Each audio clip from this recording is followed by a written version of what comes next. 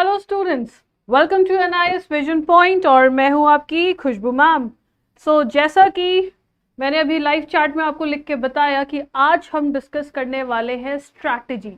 Strategy is आपका question paper कैसे आएगा, कैसे आंसर्स के मार्क्स आपको समझने और डिवाइड करके कैसे लिखना है, एंड और आपको मैं बताऊंगी कि आपका जो क्वेश्चन पेपर आता है वो कितने मार्क्स का आता है और एग्जैक्टली कितना परसेंटेज कैसे कैलकुलेट होता है।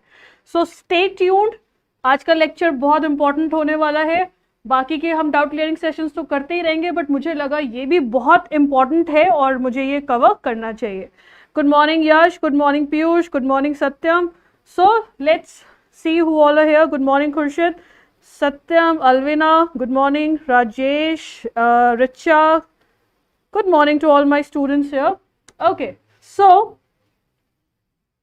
first of all आपको पता ही है आपका जो क्वेश्चन पेपर है उसमें दो तरीके का आता है। पहला तो है आपका, एक होता है टीएमए और दूसरा होता है PE which is public exam. तो टीएमए जो होता है वो मॉड्यूल 1, मॉड्यूल 2 और मॉड्यूल 3 का होता है। नाउ इसके मार्क्स कैसे होते हैं? पहला मॉड्यूल 1 है बिजनेस अराउंड अस, दूसरा है business organisation and third module है प्रिपेयरिंग फॉर एम्प्लॉयमेंट। ये मॉड्यूल मैंने आपका लास्ट कवर किया था डाउट सेशन में। बाकी आगे की लेक्चर्स भी अपलोड हो चुके हैं बच्चों, जिन्होंने नहीं देखा है। So complete this chapter.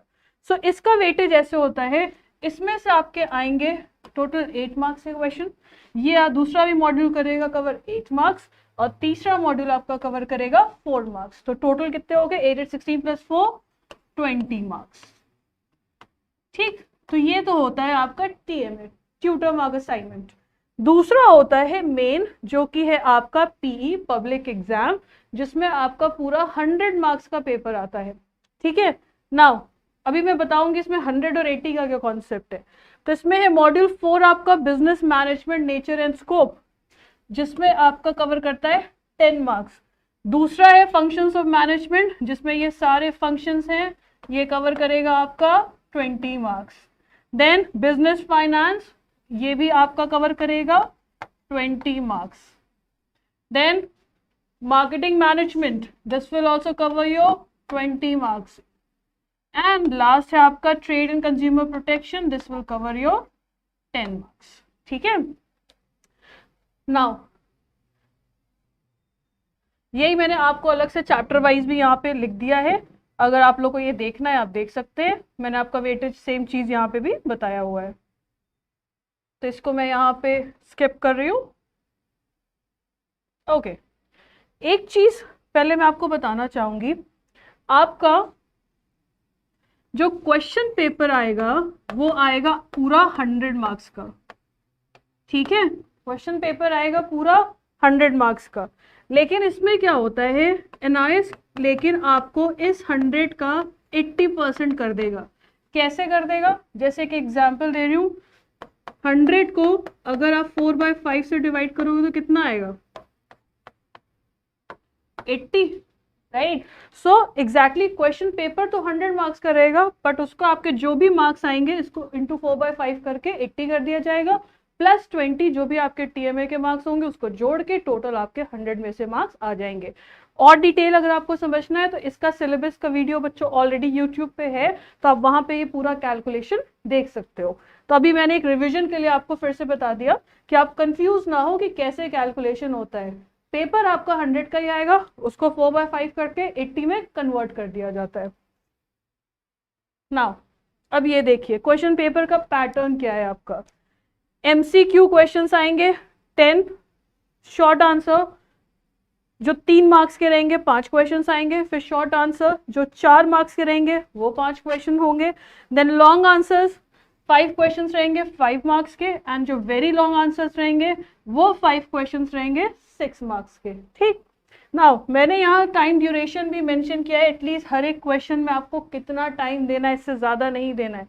MCQs 10 minute, फिर दूसरे शॉर्ट आंसर्स 30 मिनट्स, देन जो 4 मार्क्स के शॉर्ट आंसर्स है you can give 35 minutes, long answers जो 5 मार्क्स के you can give 45 minutes, and very long 50 minutes. तो टोटल जब आप करोगे 180 आवर्स मिनट्स आएंगे, दैट इज 3 आवर्स। तो इस हिसाब से आपको प्लानिंग करके बच्चों अपना पेपर डिवाइड करके सॉल्व करना है ताकि आपका पेपर मिस ना हो, सारे के सारे आंसर्स आप अच्छे से उसमें क्या करो, लिख दो। I hope it is helping you student, समझ में आ रहा है आपको, मुझे बताते भी जाइएगा। और 10 मिनट का आपको रीडिंग और रिवीजन का टाइम होता है जो आपको 10 मिनट उसमें इन्वेस्ट करना है। तो यही है आपका फिलहाल 100 मार्क्स का पेपर कैसे डिवाइड होता है। अब आगे बढ़ते हैं। Let's see who all are here. Shreyanshi good morning, Nitish good morning, Amrita good morning, how are you all? Welcome to business studies class. Okay, now ये रहेगा आपके क्वेश्चन पेपर का फर्स्ट पेज। सो जैसा कि मैंने आपको बताया था 100 मार्क्स का आएगा, राइट? 100 मार्क्स का आएगा, राइट? एंड कितना टाइम है? 3 याद रहेगा आपके पास। आपको सारे आंसर्स जो भी मार्क्स होंगे प्रॉपर क्वेश्चन के आगे इंडिकेटेड होंगे और उस हिसाब से ही आपको सारे क्वेश्चन सॉल्व करने हैं। अब मैं आपको एक पूरा सैम्पल पेपर सॉल्व करवाऊंगी, हमारा रिवीजन भी हो जाएगा, हर चैप्टर में से क्वेश्चंस भी ये सारे रिवीजन हो जाएंगे, और मैं आपको ये भी बताती जाऊंगी कैसे मार्क्स डिवाइड होते हैं और कैसे आपको समझना है। एक चीज समझ लीजिए बच्चों, अगर क्वेश्चन में आपसे बोला है कि you have to write 3 points, 3 points लिखने हैं, तो अगर 4 लिख दोगे तो एक्स्ट्रा मार्क्स नहीं मिल जाएंगे, क्योंकि जो आपका क्वेश्चन पेपर होता है वो प्रॉपरली डिवाइडेड होता है। ये नहीं कि मुझे एक क्वेश्चन नहीं आया और एक आ रहा है तो मैं उसमें ज्यादा लिख देता हूँ, ये लिख देती हूँ, आप ऐसे नहीं कर सकते। हर एक क्वेश्चन के मार्क्स प्रॉपरली डिवाइडेड है। If you are going to write extra also वो कट जाएगा, आपको एक्स्ट्रा कोई मार्क्स नहीं मिलने वाले हैं, तो बिल्कुल टाइम मत वेस्ट करिएगा किसी भी क्वेश्चन में एक्स्ट्रा लिखने में। तो चलिए एमसीक्यू से शुरू करते हैं। आप लोग भी आंसर बताइएगा, इसलिए मैंने यहाँ पे एमसीक्यू के आंसर्स मार्क नहीं किए। Good morning Prince. Okay, carrying out the operations and their supervision is the responsibility of which of the following? First top level, second middle level, third lower level, fourth is worker. तो अब इस question में हमें फटाफट कैसे trick समझनी है, हमें कीवर्ड्स पकड़ने हैं। यहाँ पे हमारा कीवर्ड क्या है? सुपरविजन। सुपरविजन का काम किसका होता है? टॉप लेवल का नहीं होता, मिडिल लेवल का नहीं होता, लोअर लेवल का काम होता है। वो किसको सुपरवाइज करता है? वर्कर्स को सुपरवाइज करता है। तो इसका आंसर क्या हो जाएगा आपका? Lower level management. हमने 1 मिनट से भी कम लिया। सेकेंड, मैनेजमेंट क्या है? डिसिप्लिन है। बिकॉज मैनेजमेंट डिसिप्लिन क्यों कहलाता है? क्योंकि उसमें टीम ऑफ मैनेजर्स है। नहीं, क्या मैनेजर्स एक साथ एक टीम में तो क्या वो डिसिप्लिन हो जाएगा? नहीं। फिर its members observe code of conduct. Code of conduct का मतलब होता है रूल्स एंड रेगुलेशंस। हमारे मैनेजमेंट में अभी तक ऐसा कोई फिक्स रूल्स एंड रेगुलेशन नहीं है जो फॉलो करना है, तो ये भी इनवैलिड हो गया। Third, it has developed and grown through practice and research. हमारे जो भी मैनेजमेंट के प्रिंसिपल्स हैं या मैनेजमेंट के फीचर्स हैं वो डिसिप्लिन में एग्जैक्टली कैसे आए? क्योंकि उनको क्या किया गया है? डेवलप किया गया है और टाइम टू टाइम प्रैक्टिस से क्या किया गया है? ग्रो किया गया है। तभी आज की डेट में हम इन्हीं सारी चीजों के अकॉर्डिंग क्या कर पा रहे हैं? डिसिप्लिन के साथ काम कर पा रहे हैं। तो इसका आंसर क्या होगा? सी। फोर्थ ऑप्शन भी मैं डिस्कस कर लेती हूँ। It include series of inter related activities. Inter related का मतलब कि planning, organising, staffing, directing, controlling, ये सारी एक्टिविटीज आपस में क्या है? इंटर रिलेटेड, जो हमारे डिसिप्लिन से अगेन आंसर लिंक नहीं हो रहा है। तो आंसर क्या है? सी। Now good morning Yash, good morning Rudra. बच्चों यहाँ पे एक चीज समझिए आपने, बीइंग अ टीचर मैं चाहती तो मैं सीधे आंसर मार्क कर सकती हूँ, लेकिन मैंने आपको एक क्या समझाया कि जब आपके पास क्वेश्चन आएगा, भले ही आप जितने भी कॉन्फिडेंट हो, चारों पॉइंट्स को एक बार देखोगे, दिमाग में सोचोगे क्या ये हो सकता है, ये हो सकता है, कॉन्सेप्ट एक बार सोचोगे और तब मार्क करोगे, हड़बड़ाहट नहीं करोगे। क्यों? क्योंकि क्या है, 1 मार्क से क्वेश्चन भी बहुत इंपॉर्टेंट होता है। यहाँ पे आपके पूरे पूरे 10 मार्क्स है। क्या होता है, हड़बड़ी में क्वेश्चन पढ़ के आप फटाक से मार्क कर देते हो, कई बार ऑप्शंस में आंसर्स गलत हो जाते हैं। So we can not take that risk. चारों ऑप्शंस को पढ़ोगे, एक बार एनालाइज करोगे, एक बार 1 मिनट का टाइम है आपके पास इस क्वेश्चन के लिए, थॉट लाओगे और तब जाके आप आंसर मार्क करोगे। Next question, which of the following is an internal planning premise? Internally जो कंपनी के अंदर हो रहा है।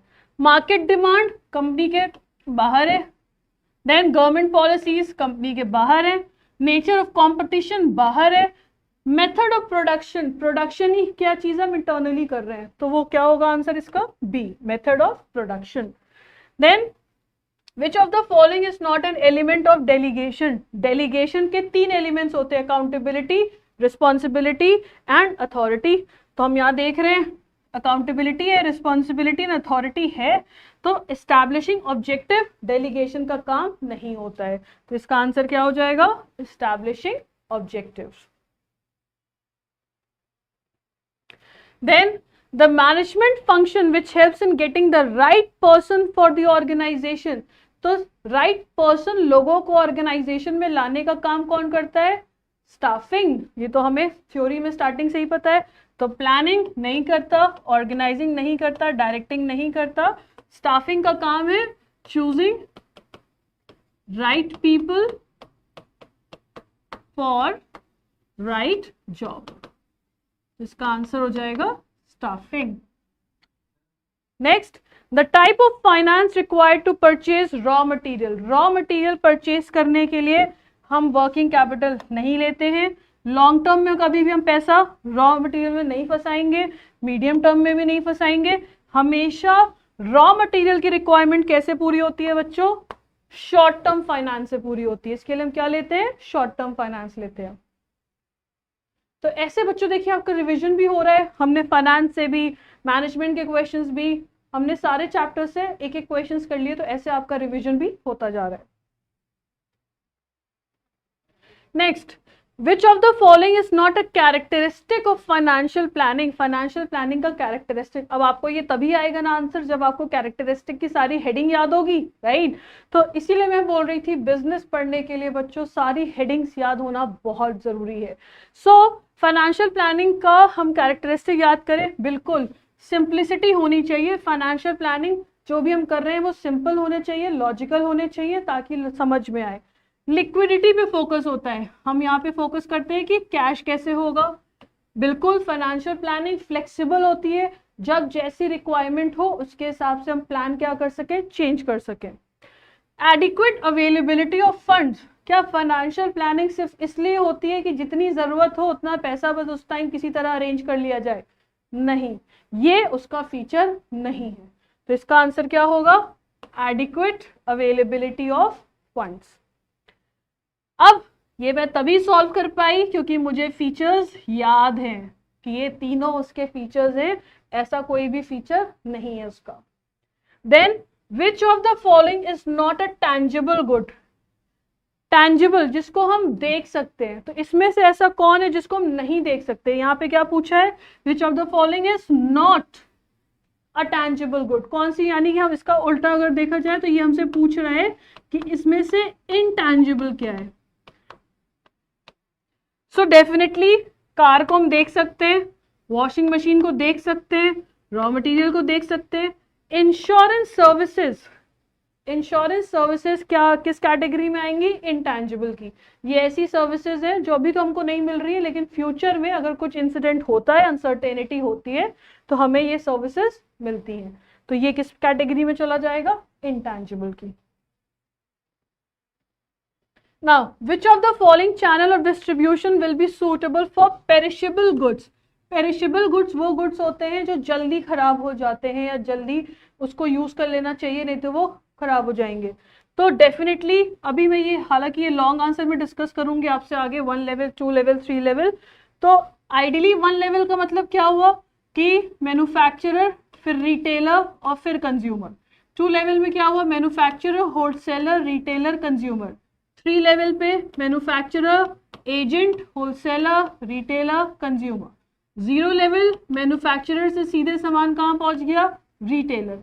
तो ऐसे आइटम जो पेरिशेबल है, जो जल्दी गायब हो सकते हैं, खराब हो सकते हैं, तो डेफिनेटली उसमें क्या चूज करना चाहिए, 0 level.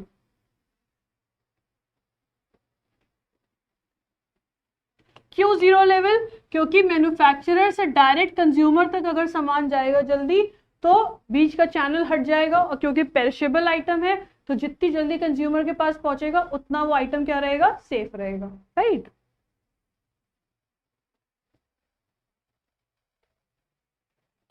Yes, Richa, you're correct. 8th का आंसर था A, insurance. Good. Next, a document on the basis of which the custom authority calculates the duty to be paid by the exporter. तो basically यहाँ पे ऐसा कौन सा bill है जिससे एक्सपोर्टर पूरी ड्यूटी कैलकुलेट करता है?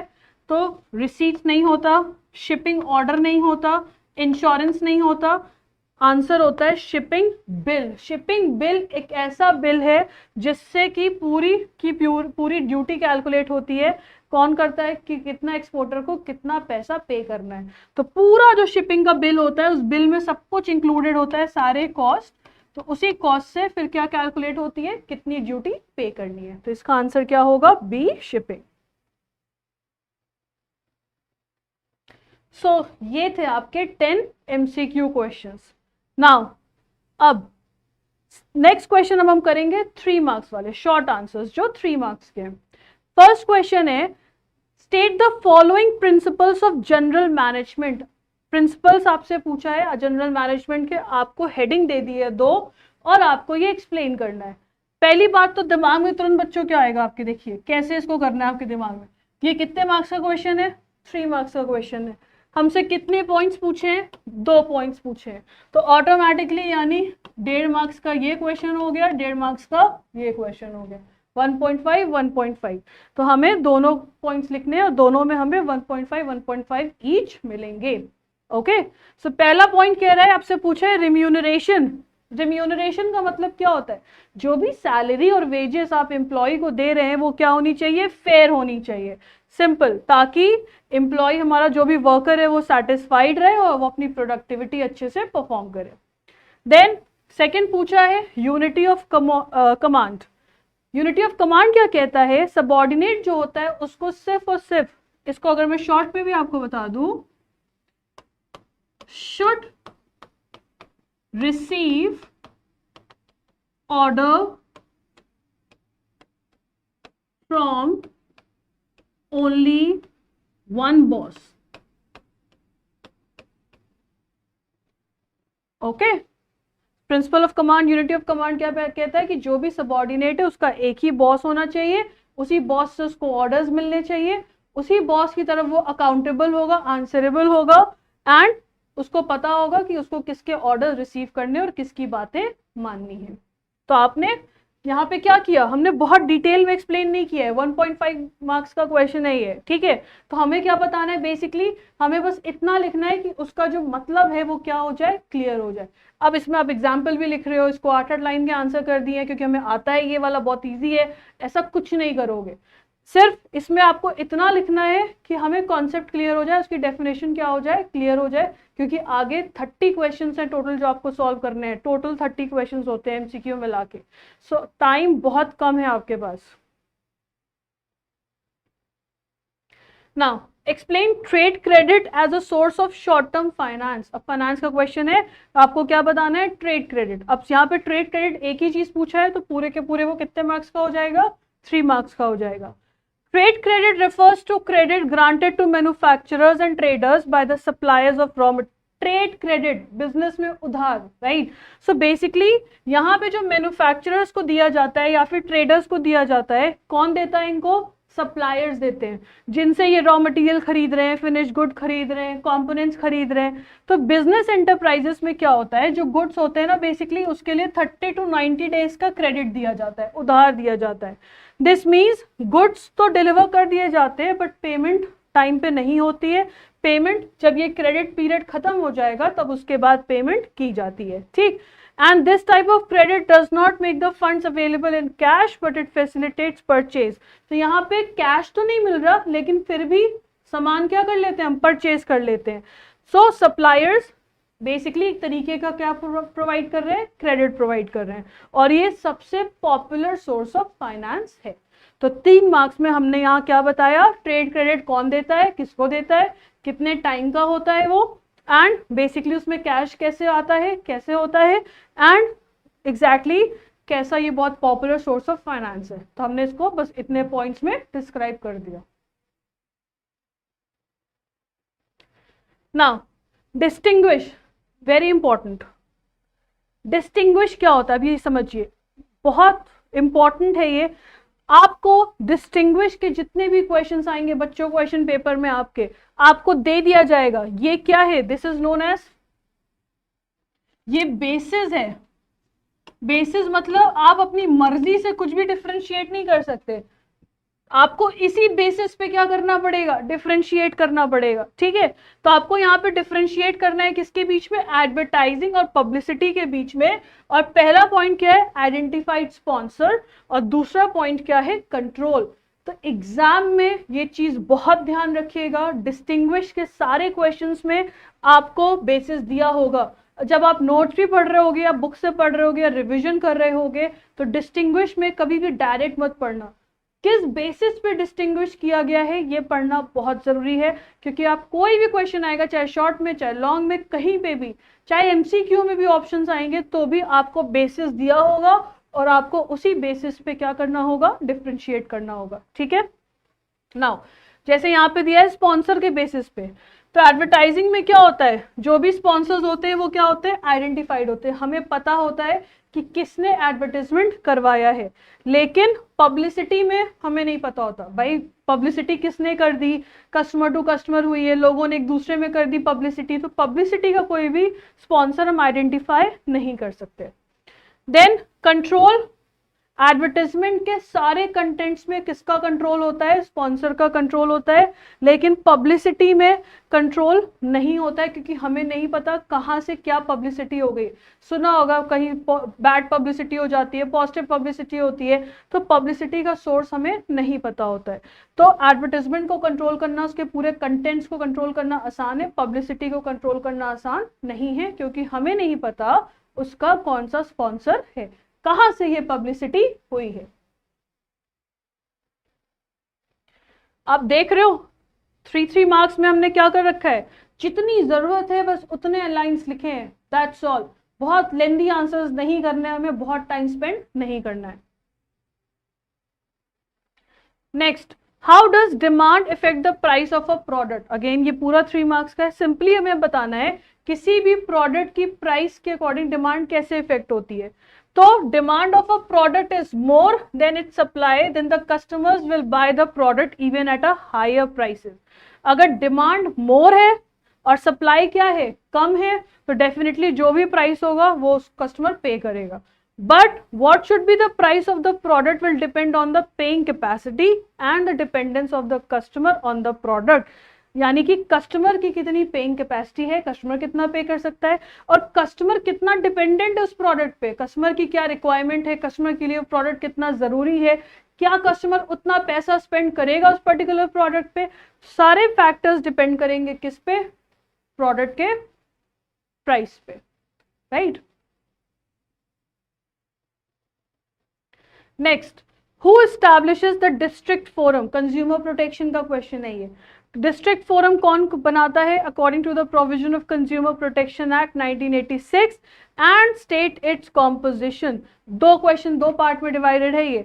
पहला तो पूछा है हु एस्टैब्लिशेस इट, राइट, और फिर बोला है कि पूरा कॉम्पोजिशन बताइए। ठीक है, तो क्वेश्चन जब पढ़ोगे तो इन सब चीजों पे ध्यान रखना, कितने पार्ट में क्वेश्चन पूछा हुआ है। So this is established by the state government. तो पहला हमने आंसर दे दिया कि इसको किसने एस्टैब्लिश, कौन करता है? स्टेट गवर्नमेंट करती है। ठीक है, in each of its district. दूसरा, अब ये कितने मार्क्स का हो गया आपके? 1 मार्क्स का। 3 मार्क्स का क्वेश्चन है। कॉम्पोजिशन कितने मार्क्स का हो जाएगा? 2 मार्क्स का।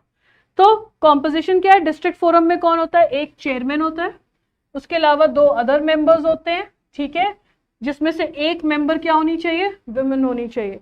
एंड डिस्ट्रिक्ट फोरम का हमेशा जो भी रैंक मेन होल्डर होता है वो कौन होना चाहिए?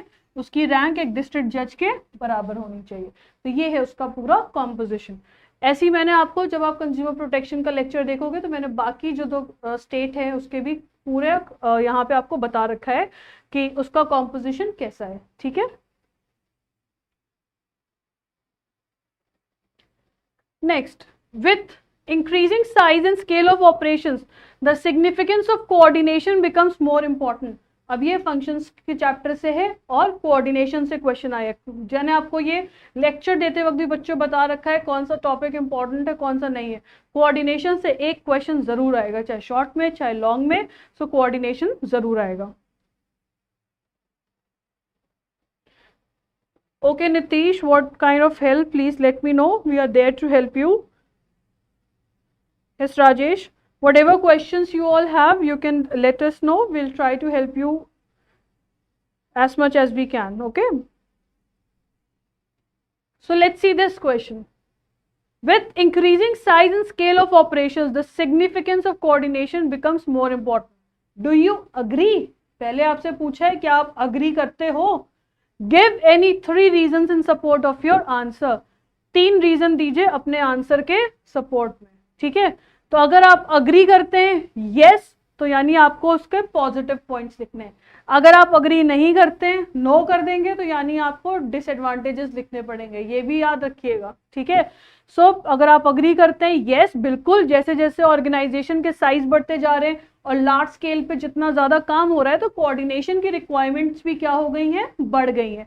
तो ये हमने क्या किए, उसके एडवांटेजेस किए हैं यहाँ पे. सिंपल, जैसे जैसे ऑर्गेनाइजेशन ग्रो करता है तो काम भी बढ़ता है, राइट. जितने ज्यादा काम बढ़ेगा उतने ज्यादा लोग एम्प्लॉयड होंगे, तो कोऑर्डिनेशन की रिक्वायरमेंट ज्यादा हो जाती है. कई बार क्या होता है, हम एक जगह पे काम नहीं कर रहे होते, हमारा वर्क अलग अलग जगह डिफरेंट प्लेसेस में लोकेटेड होता है, तो ऐसे में भी इंटरैक्शन करने के लिए कोऑर्डिनेशन की जरूरत होती है. एंड जैसे जैसे ऑर्गेनाइजेशन का साइज बढ़ता है, डाइवर्सिफिकेशन होता है, नई प्रोडक्ट लाइन ऐड होती है, तो इससे भी कई बार क्या होता है, अलग अलग सब डिविजन क्रिएट हुए, डिविजन्स क्रिएट हुए, तो अलग अलग डिपार्टमेंट्स बनाने पड़े, तो हर एक डिपार्टमेंट सब डिविजन में कोऑर्डिनेशन की रिक्वायरमेंट होती है. अगेन आपको 3 पॉइंट्स, आप एक चीज देख रहे हो आंसर का पैटर्न, कहीं पे भी पैराग्राफ के तरीके से नहीं है, बहुत सही तरीके से लिखा है मैंने. Do you agree? हमें दिखना चाहिए एग्जामिनर को यस. उसके बाद ए बी सी, आप ये देखो बी सी ए, कितने पॉइंट्स पूछे थे? 3 पॉइंट्स पूछे थे. तो हर एक चीज को प्रॉपर क्वेश्चन के हिसाब से डिवाइड करके आंसर लिखा है. कहीं पे भी पैराग्राफ नहीं लिखोगे, ऐसा नहीं करोगे कि नंबरिंग नहीं डाल रहे हो. ठीक है, नंबरिंग देना बहुत जरूरी है, ताकि एग्जामिनर को देखते ही लग जाए हाँ बच्चे ने 3 पॉइंट्स पूछे थे, तीनों पॉइंट लिखे हैं. समझ रहे हैं? सो कहीं पे भी पैराग्राफ नहीं लिखोगे. पैराग्राफ से मेरा मतलब है पैराग्राफ तो आएगा ही, नंबरिंग प्रॉपर डालोगे कि हाँ ये पहला पॉइंट है, ये सेकंड पॉइंट है, ये थर्ड पॉइंट है. कहीं पे भी बिना नंबरिंग के काम नहीं करोगे. जहां पे हेडिंग्स है वहां हेडिंग्स के साथ लिखोगे, जहां पे हेडिंग्स नहीं है डायरेक्ट लिखना है, प्रॉपर नंबरिंग के साथ डिवाइड करके लिखोगे. एक एक पॉइंट के बाद एक एक स्पेस छोड़ोगे और फिर लिखोगे. एग्जामिनर जो कॉपी चेक कर रहा है आपकी, उसको दिखना चाहिए कि बच्चे से 2 क्वेश्चन पूछे गए, डू यू अग्री, अग्री का आंसर लिखा है उसने, फिर उसने 3 पॉइंट्स लिखे हैं ना. तो ये आपके 3 मार्क्स के क्वेश्चंस खत्म हो गए ना.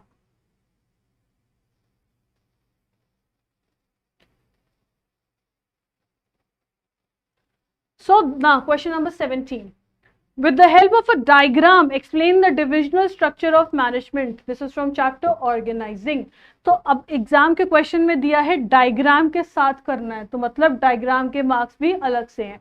नाउ आपको क्या करना है, डिविजनल स्ट्रक्चर बताना है. तो दिस इज ऑफ 4 मार्क्स, तो आपका जो 1 marks it will go for diagram and 3 marks will go for explanation. ये भी मैं अपने मन से नहीं दे रही हूँ, ये आपके क्वेश्चन पेपर में दिया होगा किस हिसाब से वो डिवाइड कर रहे हैं. ठीक है. नाउ डिविजनल स्ट्रक्चर, बड़े ऑर्गेनाइजेशंस में क्या होता है, जहाँ पे अलग अलग प्रोडक्ट्स मैन्युफैक्चर हो रहे होते हैं, जैसे कि पर्सनल अलग है, ऑटोमोबाइल सेक्टर अलग है, फाइनेंस अलग सेक्टर है, रेफ्रिजरेटर्स है, मार्केटिंग का काम हो रहा है, राइट. सब जैसे यहाँ पे क्या है, 2 सेक्टर्स हमने देखे, ऑटोमोबाइल का भी काम हो रहा है और रेफ्रिजरेटर का भी काम हो रहा है. तो जब डिविजनल स्ट्रक्चर में क्या होता है, ऑटोमोबाइल के अपने सारे departments, personal, production, marketing, accounting अलग होंगे.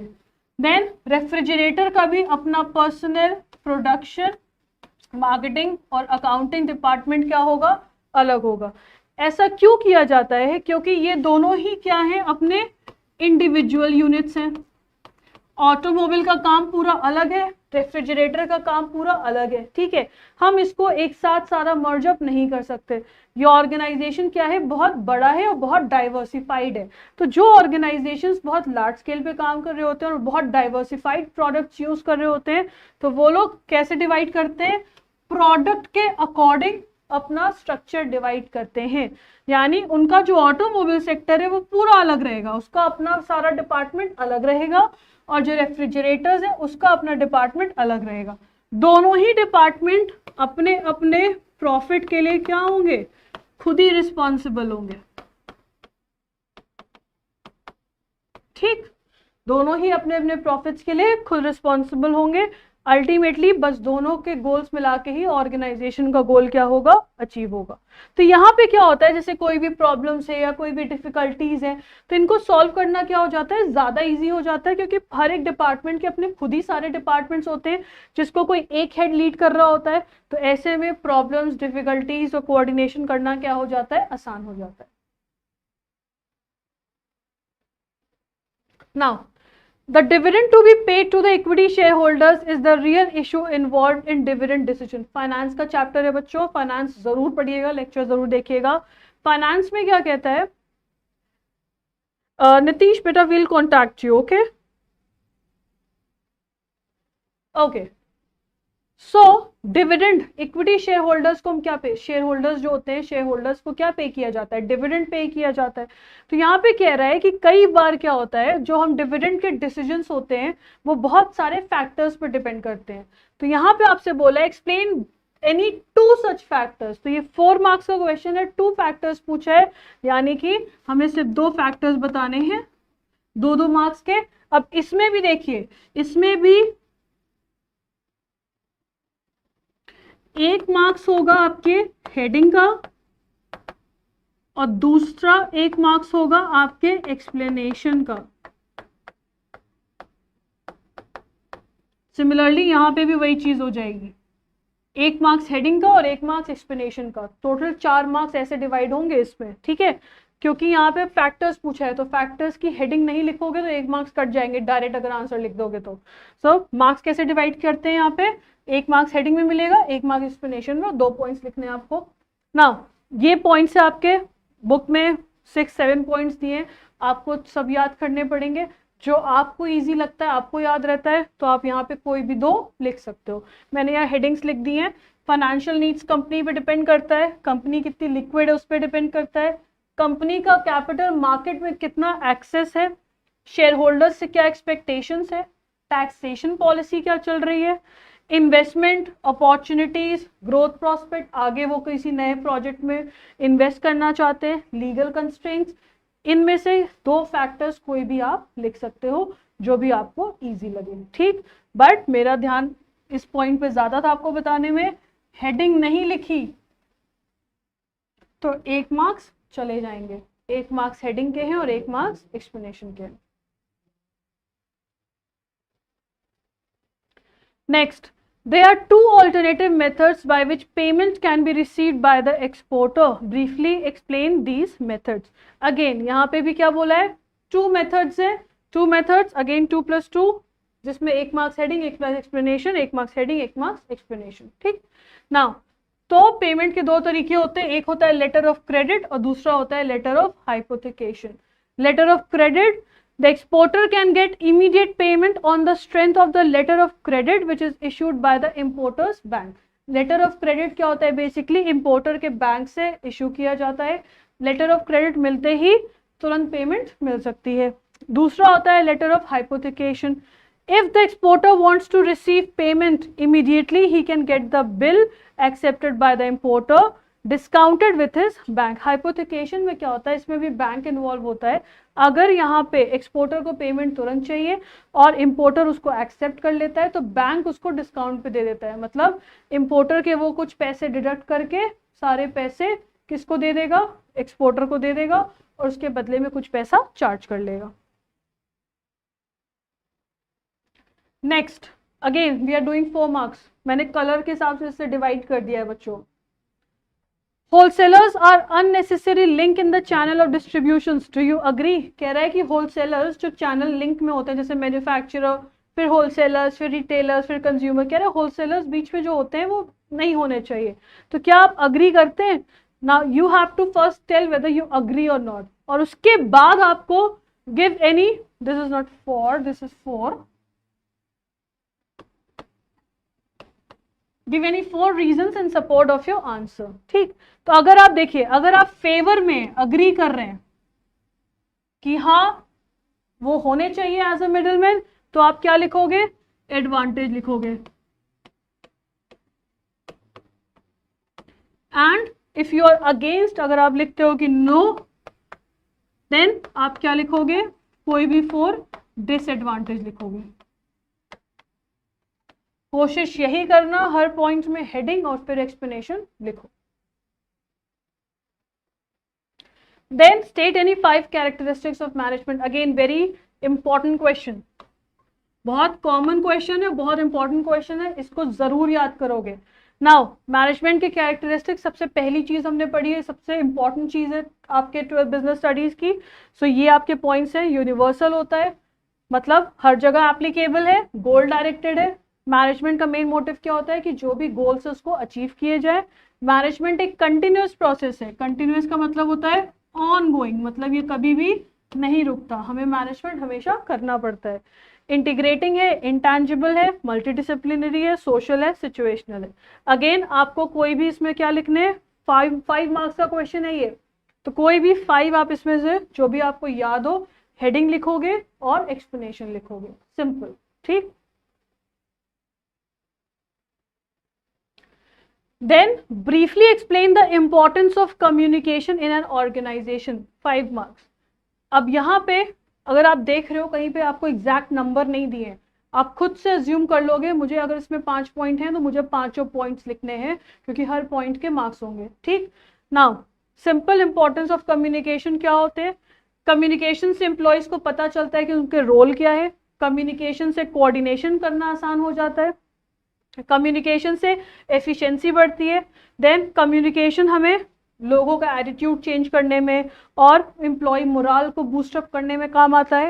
एंड कम्युनिकेशन हमें डेलीगेट करने में, अथॉरिटी, काम को किसी और मैनेजर्स के लिए क्या होता है, ईजी हो जाता है। अगर वो अच्छे से कम्युनिकेट करेंगे तभी तो उनके सबऑर्डिनेट को पता चलेगा क्या काम करना है।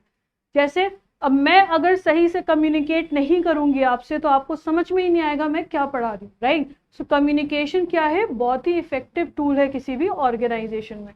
तो हमने यहाँ पे फिर से कितने पॉइंट्स लिखे? 1 2 3 4 5, ना एक कम ना एक ज्यादा।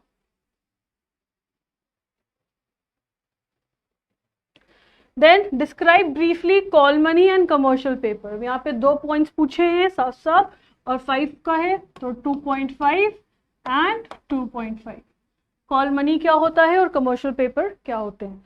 Call money is mainly used by the bank to meet the temporary requirements of cash. Bank को भी अपना एक CRR मेंटेन करना होता है जिसको बोलते हैं कैश रिजर्व रेशियो। बैंक्स को भी एक अमाउंट अपना मेंटेन करके रखना होता है। जब ये चेक करने का टाइम आता है, जिस टाइम पे ये चेक होता है CRR, तो बैंक क्या करते हैं, अगर उनके पास उतने फंड्स नहीं हैं तो वो किसी और बैंक से क्या कर सकते हैं, बोरो कर सकते हैं। एंड जैसी ये इसको बोला जाता है रीपेबल ऑन डिमांड। जैसे ही दूसरा बैंक बोलेगा आपको तुरंत पे करना है, या फिर इसकी मेच्योरिटी डेट जैसे भी हो गई आपको तुरंत पे करना है। इसकी मेच्योरिटी डेट होती है 1 डे टू अ फोर्टनाइट, मतलब समझिए ये बैंक सिर्फ अपने आपस में यूज करते हैं अपना CRR मेंटेन करने के लिए, इसीलिए इसको क्या बोलते हैं, कॉल मनी। एंड इसका रेट ऑफ इंटरेस्ट भी उनको पे करना पड़ता है। तो ये क्या होता है, एक बैंक दूसरे बैंक से एक तरीके का मनी लेता है, इसको बोलते हैं कॉल मनी, ताकि वो अपनी CRR की रिक्वायरमेंट क्या कर सके, पूरी कर सके। CRR is cash reserve ratio.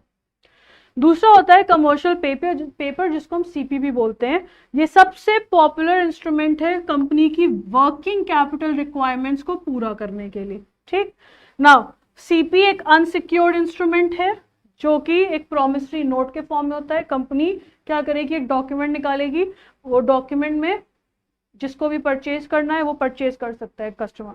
Now this instrument was introduced in 1990 ताकि जो कॉर्पोरेट्स थे वो क्या कर सके, शॉर्ट टर्म लोन इजीली बोरो कर सके, मतलब कहीं और ना जाना पड़े, पब्लिक के थ्रू ही वो क्या कर सकते हैं, इसको रेस कर सकते हैं। लोगों का इन्वेस्टमेंट भी हो जाता है और कंपनी को भी फायदा मिल जाता है। नाउ इसका रेंज होता है 15 डेज से लेकर के 1 ईयर तक, मतलब इसका पैसा 15 दिन से 1 साल के बीच में आ जाता है। And commercial paper simply endorsement और डिलीवरी से होता है, आपने पेपर जमा किया और आपको आपके डॉक्यूमेंट सारे क्लियर हो जाएंगे।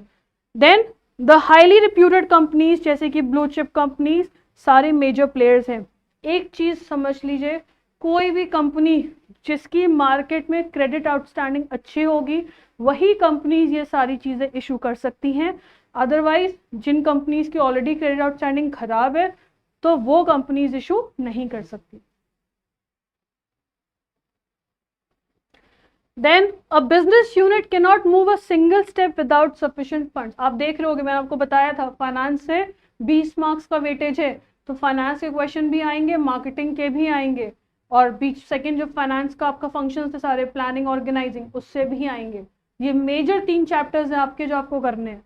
ओके, सो कोई भी ऑर्गेनाइजेशन में अगर फंड्स नहीं होंगे तो ऑर्गेनाइजेशन सर्वाइव नहीं कर सकता। तो आपको क्या बताना है, साफ साफ पूछा है 5 पर्पजेस। तो क्या 5 पर्पज है जिसके लिए फंड्स यूज होते हैं? फिक्स्ड एसेट्स खरीदने के लिए, डे टू डे एक्सपेंसेस के लिए हमें पैसे चाहिए, देन प्रोडक्शन में जब सामान बनता है और जब सामान बिकता है टाइम क्या होता है, उसके बीच में एक टाइम गैप होता है। There is a time in production and there is a time in consumption. तुरंत के तुरंत प्रोडक्ट बनते ही सेल नहीं हो जाता है, तो उसके बीच में भी तो भाई फाइनेंस चाहिए। तो वो सारे खर्चे कैसे पूरे होते हैं? फाइनेंस से। देन मीट कंटिजेंसीज, सपोज कोई अप्स एंड डाउन्स हो गए, जैसे अभी पैंडेमिक आया, सो ऐसी कोई भी सिचुएशन आ गई है, सपोज मैन्युफैक्चरर को लग रहा है कि आगे चल के रॉ मटेरियल का शॉर्टेज हो सकता है, तो उसको अभी बल्क में परचेज करना है, तो उसके लिए क्या चाहिए? फंड्स चाहिए। सो ऐसी कोई अनसर्टेनिटी के लिए या फ्यूचर रिक्वायरमेंट्स को पूरा करने के लिए भी हमें फंड्स हमेशा रेडी चाहिए। देन कोई बिजनेस अच्छी अपॉर्चुनिटी मिल रही है, हमें कहीं पे इन्वेस्ट करना है, तो इसके लिए भी हमारे पास फंड्स क्या होने चाहिए? रेडी होने चाहिए। तो बिजनेस में बिना सफिशिएंट फंड्स के आप सर्वाइव नहीं कर सकते। Now, briefly explain the objectives of sales promotion. Sales promotion का क्या ऑब्जेक्टिव है? भाई हम सेल्स प्रमोशन क्यों करते हैं? कस्टमर को प्रोडक्ट के बारे में इन्फॉर्म करने के लिए, कस्टमर को परसुएट करने के लिए, राइट, कि हम आप इस प्रोडक्ट को परचेज कर लीजिए, हमारा सेल्स वॉल्यूम बढ़ाने के लिए ताकि ज़्यादा से ज़्यादा सेल्स हो। देन ताकि हमारे जो रिटेलर्स है, जितना सामान बिकेगा रिटेलर्स को क्या मिलेंगे उसके बदले में? इंसेंटिव्स कमाएंगे वो लोग। एंड प्रोडक्ट आइडेंटिटी, कस्टमर को कई बार प्रोडक्ट के ब्रांड्स के बारे में नहीं पता होता है, तो सेल्स प्रमोशन टेक्निक से हम क्या करते हैं? कस्टमर को प्रोडक्ट के बारे में इन्फॉर्म करते हैं। नाउ 5 मार्क्स के हो गए।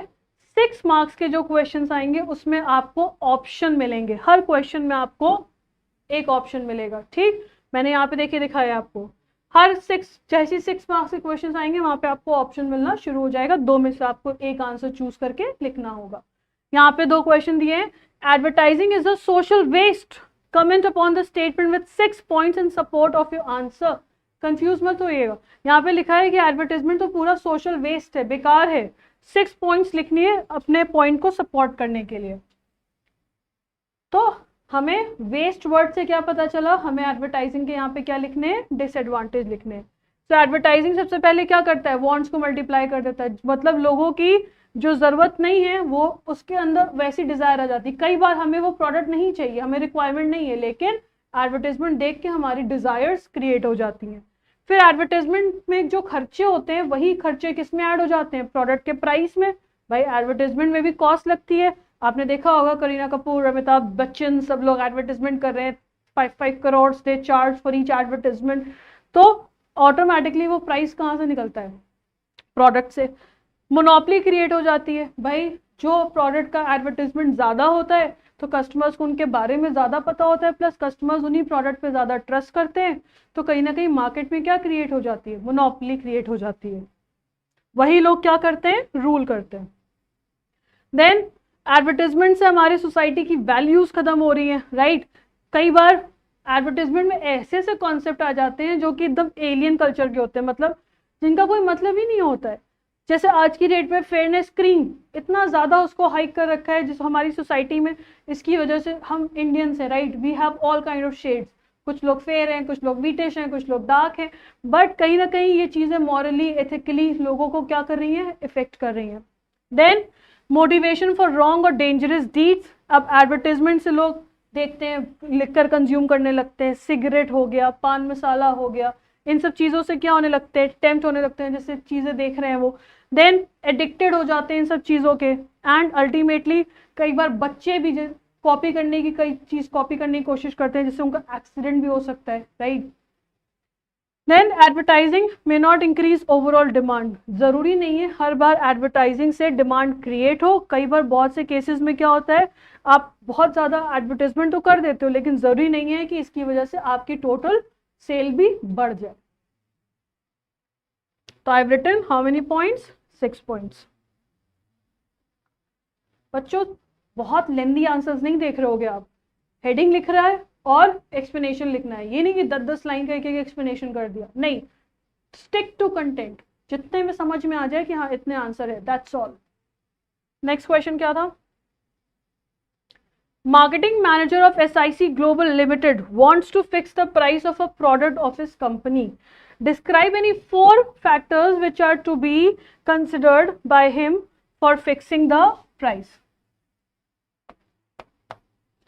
Okay, so कोई भी 4 factors बताइए जो हमें प्राइस फिक्स करते वक्त जिस पे ध्यान देना है।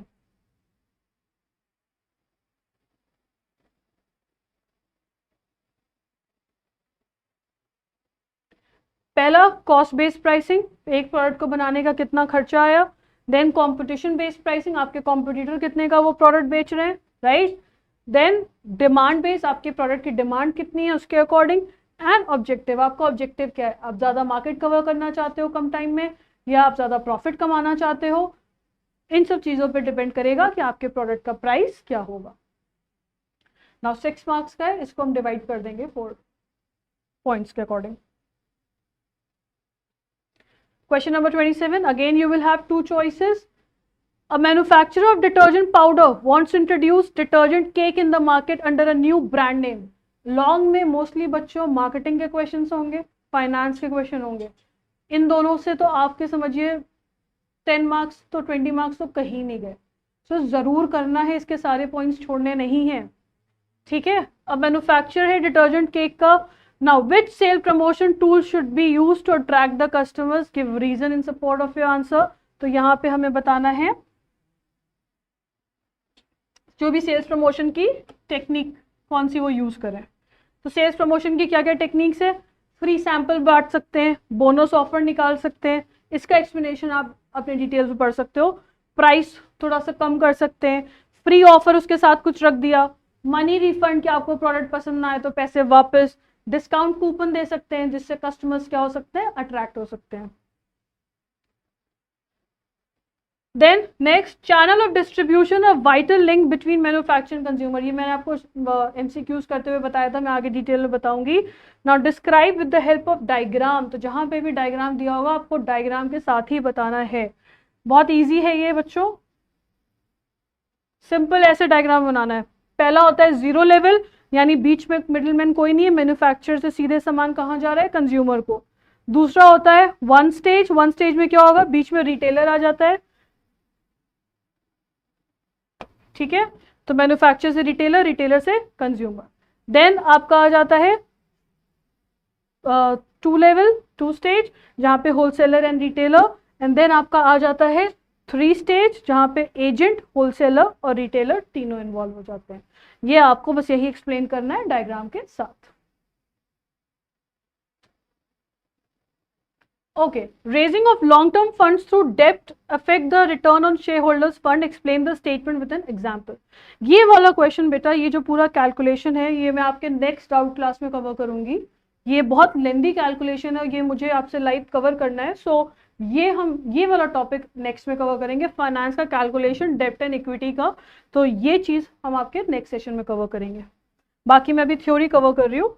Adequate working capital is very necessary for maintenance of liquidity, working capital का होना बहुत जरूरी है ऑर्गेनाइजेशन में, ताकि लिक्विडिटी बनी रहे, क्योंकि कैश भी होना बहुत जरूरी है ताकि बिजनेस बहुत स्मूथली क्या करे, रन करे। तो आपको फैक्टर्स बताने, क्या क्या फैक्टर्स होते हैं जो वर्किंग कैपिटल को इफेक्ट करते हैं। हमें 3 फैक्टर्स पढ़ने हैं बच्चों, फाइनेंसिंग, इन्वेस्टमेंट एंड डिविडेंड, ठीक है। तीनों के आपको क्या याद करने हैं, क्या क्या फैक्टर्स इफेक्ट करते हैं, यही तरीका, ये मैंने आपको फाइनेंस के लेक्चर में पूरा बताया हुआ है। एक एक हेडिंग और एक एक एक्सप्लेनेशन आपको उसमें करना पड़ेगा, 3 ही है, फाइनेंसिंग, इन्वेस्टमेंट एंड डिविडेंड। सो मैंने यहाँ पे हेडिंग्स दे दी हैं। वर्किंग कैपिटल बिजनेस पे डिपेंड करते हैं, साइज पे डिपेंड करते हैं, प्रोडक्शन साइकिल कितना है आपका। देखिए जितना लंबा प्रोडक्शन साइकिल होगा, प्रोडक्शन में जितना टाइम लगेगा, उतना ही आपको वर्किंग कैपिटल की जरूरत होगी भाई, क्योंकि जब तक प्रोडक्शन नहीं होगा तब तक सेल नहीं होगी, और प्रोडक्शन और सेल के बीच में ऑलरेडी क्या होता है, टाइम होता है। देन इन्वेंट्री टर्नओवर, अब तुरंत के तुरंत आपका स्टॉक सेल हो रहा है कि नहीं हो रहा है। क्रेडिट पॉलिसी, आप सामान अगर उधार पे दे रहे हो तो आपको वर्किंग कैपिटल ज्यादा चाहिए, आप कैश पे डील कर रहे हो तो वर्किंग कैपिटल कम चाहिए। सीजनल फ्लक्चुएशंस, अगर आप सीजनली काम कर रहे हो, जैसे विंटर्स में आप वुलन सेल कर रहे हो, तो डेफिनेटली समर्स में आपको क्या चाहिए होगा, आपको ज्यादा फंड्स चाहिए होंगे, right. Can management be treated as a profession, give reason in support of your answer. And दूसरा है with the help of a diagram explain functional foremanship. Now simple से पॉइंट्स है, प्रोफेशन में कैसे काम होता है, ऑर्गेनाइजेशन में क्या होता है। प्रोफेशन की बात करें, प्रोफेशन में डॉक्टर्स, इंजीनियर, वहां पे सिस्टमैटिक तरीके से पूरी नॉलेज होती है, वहां पे हमेशा एक फॉर्मल तरीका यूज होता है, आपको किसी यूनिवर्सिटी में या किसी प्रोफेशनल जगह पे एडमिशन लेके काम करना होता है। हर एक उसका अपना कोड ऑफ कॉन्डक्ट होता है, अपने रूल्स एंड रेगुलेशंस होते हैं जो फॉलो करने हैं। एंड प्रोफेशन में लाइवलीहुड, फाइनेंशियली को इतना फोकस ना करके सर्विसेज पे ज्यादा फोकस किया जाता है। तो डेफिनेटली पॉइंट्स लिखने के बाद आपको सिर्फ इतना बताना है कि प्रोफेशन मैनेजमेंट है कि नहीं है। तो प्रोफेशन पूरे तरीके से मैनेजमेंट नहीं है, बट आज भी बहुत सारे फीचर्स ऐसे हैं जो प्रोफेशन के मैनेजमेंट में मिक्स हो गए हैं, ऐड हो गए हैं। तो प्रोफेशन मैनेजमेंट पूरे तरीके से प्रोफेशन नहीं है, बट पार्टली वो प्रोफेशन बन चुका है। देन सिंपल, सबसे इंपॉर्टेंट, ये क्वेश्चन भी बहुत इंपॉर्टेंट है, ये ध्यान रखिएगा। फंक्शनल फोरमैनशिप जरूर पढ़ेंगे आप। इसमें फैक्ट्री मैनेजर ने दो पार्ट में डिवाइड किया था, एक प्लानिंग इंचार्ज होगा और एक प्रोडक्शन का इंचार्ज होगा। प्लानिंग में instruction, route, time and disciplinarian, and production में गैंग बॉस, रिपेयर, इंस्पेक्टर और स्पीड। और ये सारे वर्कर्स के पास ये 8 लोग अवेलेबल होंगे। इसका एक्सप्लेनेशन यहाँ पे है बच्चों। रूट क्लर्क ये डिसाइड करता है कि किस रूट में सारा प्रोडक्शन होना है। इंस्ट्रक्शंस, सारे इंस्ट्रक्शंस बनाता है वर्कर्स के लिए। टाइम एंड कॉस्ट, पूरा टाइम सेट करता है, एक काम को करने की कितनी कॉस्ट आएगी। डिसिप्लिनेरियन का काम होता है मेंटेन कराना डिसिप्लिन।